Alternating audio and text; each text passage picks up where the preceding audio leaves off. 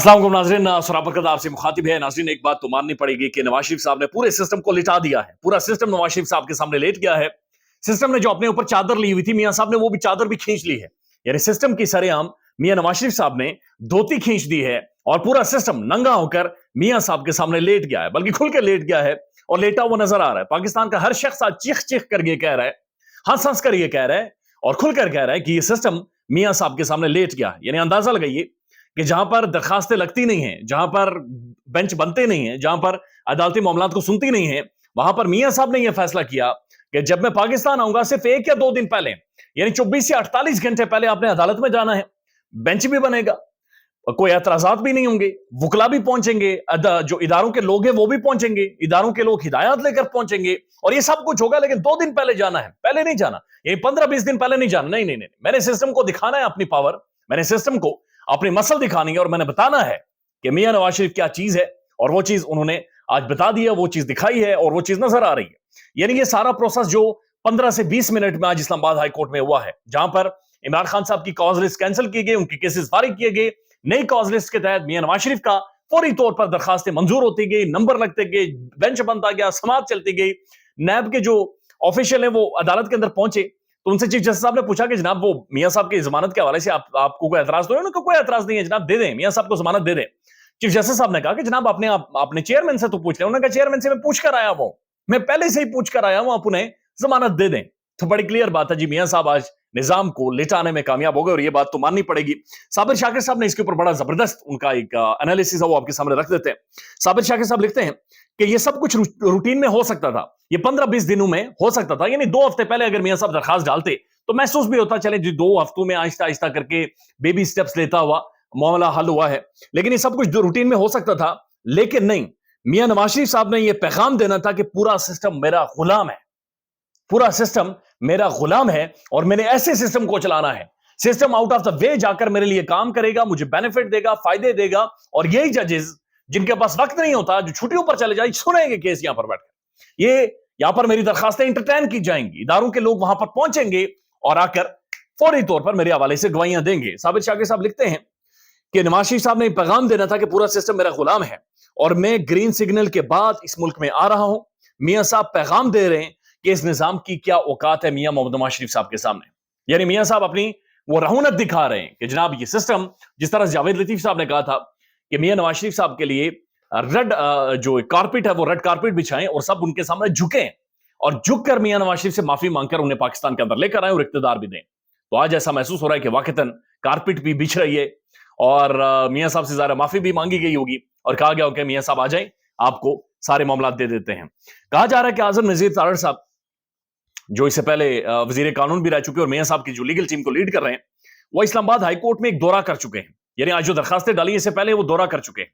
और दौरे में इस्लामाबाद हाई कोर्ट में उनके अहम शख्सियात के साथ मुलाकातें हुई हैं और मुलाकातों में डेट टाइम सब चीजें डिसाइड हो गई थी कि मियां नवाज शरीफ साहब की हिदायत है कि ये टाइम होगा, ये दिन होगा और इस तरह से सारे मामला आगे चलेंगे और उसी तरह से चलते हुए महसूस हो रहे हैं। मंसूर अली खान साहब इससे पहले बहुत ज्यादा समझा जाता था कि ये नून लीग के कैंप में और उस तरफ की बहुत ज्यादा कमेंट्री करते थे। जो भी है, बहरहाल पाकिस्तान के एक प्रोमिनेंट, एक बड़े रेप्यूटेड जर्नलिस्ट हैं मंसूर अली खान साहब। आज एक लाइव प्रोग्राम में ARY में वो भी चीख उठे और उन्होंने कहा इट स्टिंक्स, बदबू आ रही है, यानी बदबू महसूस हो रही है जिस तरह से नवाज शरीफ के लिए सौलतकारी की जा रही है। वो कहते हैं कि निजाम इतना बदबूदार हो गया है कि आज हम मुस्कुरा कैसे रहे, हम हंस कैसे रहे, हमें तो आज चीखना चाहिए, हमारे कलेजे फटने चाहिए कि एक आम आदमी को कैसे इंसाफ मिलता है। और नवाज शरीफ साहब के लिए उन्होंने कहा मोहम्मद बूटे को कैसे इंसाफ मिलता है। यानी मोहम्मद बूटा एक आम आदमी आज जब इस निजाम की तरफ देखेगा, अदालतों की तरफ देखेगा तो क्या सोचेगा, वो क्या सोचे, वो ये कुछ सोच रहा है कि मेरी कोई औकात ही नहीं है, कीड़े मकोड़े। पाकिस्तान के अंदर इन्हीं अदालतों के अंदर लोग मर जाते हैं, लोगों की नस्लें खत्म हो जाती है, इंसाफ नहीं मिलता। लेकिन आज जो स्पीडी वे में ट्रायल हुआ है, जो मामला मियां साहब के चले हैं, अनप्रेसिडेंटेड, गैर मामूली हैं। नुसरत जावेद साहब पाकिस्तान के प्रोमिनेंट तज्जियाकार हैं, एनालिस्ट हैं। वो कहते हैं अपने लाइव प्रोग्राम में, वो कहते हैं कि सब कुछ छोड़ें, सिर्फ ये जाकर चेक करें, यानी अपने मेजबान से वो कहते हैं अदनान हैदर साहब से कि सब कुछ छोड़ें, सिर्फ आप जाकर ये चेक करें कि गुज़श्ता 1 साल में कितने ममालिक के नेशनल सिक्योरिटी एडवाइजर्स मियां नवाज शरीफ से आकर मिले। कितने ममालिक के नेशनल सिक्योरिटी एडवाइजर्स, ये कुछ छुपकर बात नहीं हो रही, ये पाकिस्तान का प्रोमिनेंट जर्नलिस्ट पाकिस्तान के प्रोमिनेंट न्यूज चैनल के लाइव शो में बैठकर ये कह रहा है कि सिर्फ ये चेक करें कि कितने ममालिक के नेशनल सिक्योरिटी एडवाइजर, यानी कि हसास इदारों के एडवाइजर्स, अहम तरीन शख्सियात जाकर मियां नवाज शरीफ के साथ मिली हैं اور اس کے بعد وہ کیا کہتے ہیں کہ وہ حسین نواز کے جو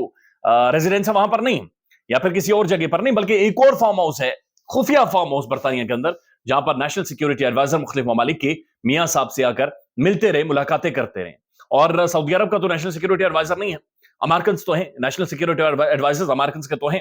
اور اگر دنیا کے حساس اداروں کے ایڈوائزرز میاں صاحب سے آ کر مل رہے ہیں اور پھر میاں صاحب دبئی جاتے ہیں, سعودی عرب جاتے ہیں, مڈل ایسٹ میں جاتے ہیں, جا کر شیخوں سے ملتے ہیں, اور شیخوں سے ملنے کے بعد پاکستان کے دارالحکومت کیپٹل کے اندر ایک مفرور, ایک مجرم, ایک بھگوڑا, عدالتوں سے جھوٹ بول کر بھاگا ہوا, اگر بین الاقوامی اسٹیبلشمنٹ کے سہارے کے اوپر, ان کے کاندھوں کے اوپر چڑھ کر پاکستان کے دارالحکومت اسلام آباد میں آ کر اتر رہا ہے, اور اسلام آباد کی سب سے بڑی عدالت اسلام آباد ہائی کورٹ سے اس کے لیے راہداری نکالی جا رہی ہے, ریلیف نکالا جا رہا ہے, تو اندازہ لگائیں کہ کس لیول کی بین الاقوامی کھیل ہے, اور کس لیول کے یہ پلیئرز ہیں, اور کس لیول کی پاکستان کے اندر پالیٹکس ہوتی ہے, اور کس لیول پر پاکستان کے معاملات کو چلایا جاتا ہے. یہ ان امیجنیبل ہے, یہ کہہ سکتے ہیں کہ یہ تھاٹ پروسیس سے باہر آتا ہے. اٹ کم ڈاؤن فلسفیز کہ کس طرح سے پاکستان کے اندر, اس ملک کے اندر چیزوں کو مینج کیا جاتا ہے, اور کتنا زیادہ بین الاقوامی اسٹیبلشمنٹ کا اس ملک کے اندر سٹیک ہے, جو کہ میاں نواز شریف صاحب کی طرح چلتا ہے. یعنی یہ بھی غیر معمولی ہے کہ میاں صاحب جب بھی ملک کے اندر حالات خراب ہوتے ہیں, ان کے حکومت سے گرائے جاتے ہیں, تو اس کے بعد وہ بین الاقوامی اسٹیبلشمنٹ انہیں باقاعدہ سے سہارا دیتی ہے, انہیں کندھے پرووائڈ کرتی ہے, انہیں اپنی گود دیتی ہے,